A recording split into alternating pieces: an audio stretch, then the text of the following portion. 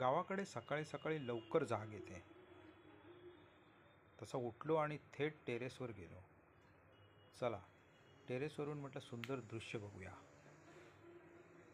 गावकऱ्यांनी शेतात आपली गुरं चरायला सोडली होती आणि त्या गुरांच्या अंगावरचे किडे आणि शेतात ते किडे खायला त्यांच्यावर पक्षी बसून बसले होते. सुंदर नजारा दिसत होता. टेरेसवरून चहूकडे पाहिलं की कसं हिरवंगार सर्व वाटत होतं. छान प्रसन्न अशी सकाळ होती.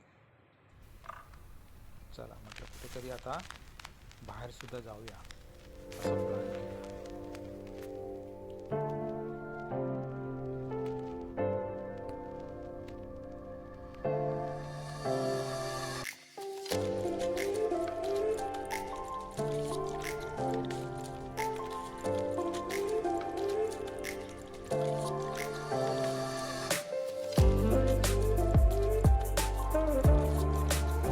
आणि थेट कुडाळ गाठला.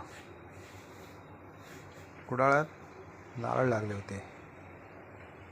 आमचा जो गावचा ऑटो ड्रायव्हर आहे मसूरकर, त्यांनी नारळ काढले आणि बायकोनी ते नारळ गोणीमध्ये भरले. खूप सारे नारळ होते. जास्तीत जास्त शहाळीच मिळाली. जी काय मिळाली ती थोडीशी काढली.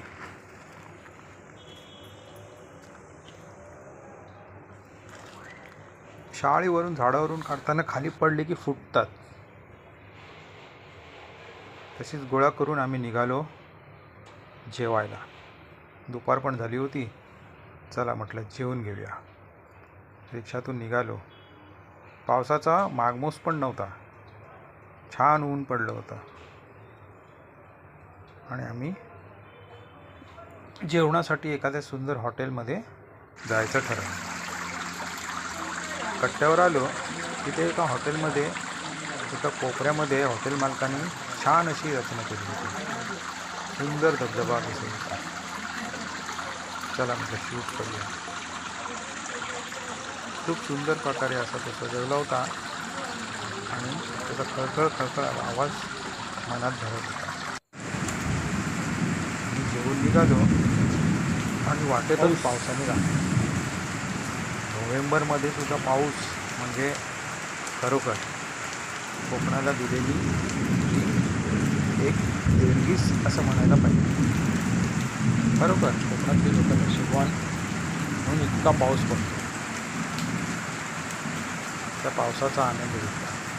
विजा कडकडत होत्या आणि मुसळधार पाऊस पडतो. खूप छान वाटत होता. अंगणाबाहेर पाणीसुद्धा साठलं होतं. बरं वाटलं. थोडासा हवेत गारवासुद्धा आला आणि थंडगार वाटू लागलं. छान झालं. पावसाळ्यातील निसर्ग बघणं पण खूप आल्हाददायक वाटतं. त्यानंतर रात्री आणलेले नारळ सोलायला घेतले.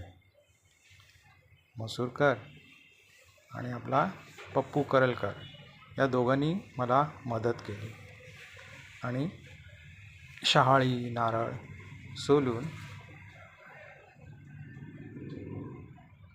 आम्ही बसलो. गावी आल्यावर पुन्हा मुंबईला जावंसंच वाटत नाही. खरं ना? तुम्हाला असंच वाटतं ना? चला तर मग भेटू पुढल्या व्हिडिओत. बाय.